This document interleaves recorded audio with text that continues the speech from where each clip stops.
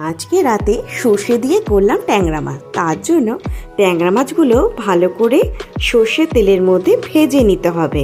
আমি ট্যাংরা মাছগুলো ঠিক এইভাবে দেখো বন্ধুরা ভেজে নিয়েছি। এরপর কড়াইতে দিয়ে দিয়েছি অল্প একটু টমেটো আর কাঁচা লঙ্কা, ভালো করে কিন্তু ভাজতে হবে। আর তার মধ্যে ফোড়ন হিসাবে কিন্তু আমি দিয়েছি সাদা জিরো।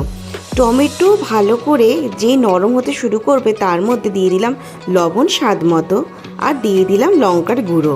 ভালো করে এবার মেশাতে হবে।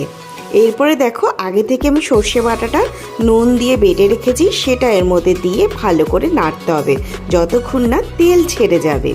এবার যে তেল ছাড়তে শুরু করেছে ভাজা ট্যাংরা মাছগুলোকে এক এক করে এর মধ্যে আমি দিয়ে দিলাম, দিয়ে ভালো করে নাড়তে হবে। এরপর আস্তে আস্তে যখন ঝোল শুকিয়ে যাবে তখন আমি গ্যাসের আঁচ কমিয়ে পরিবেশন করলাম সর্ষে ট্যাংরা।